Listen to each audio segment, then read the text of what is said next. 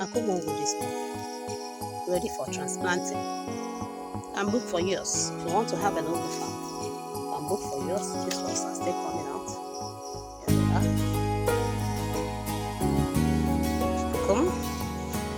Always says, let's go back to nature. With these trees here, Akum does not need to look for anything to rope or anything to trellis it. What Akum does, just open the soil and see what I'm doing. Open the soil. Yes, the roots are already there. I cover. As it's growing now, it will follow this. I keep moving and follow the tree. See what is happening here. That's what Akum is doing. What is this morning? This morning. But he said leaves.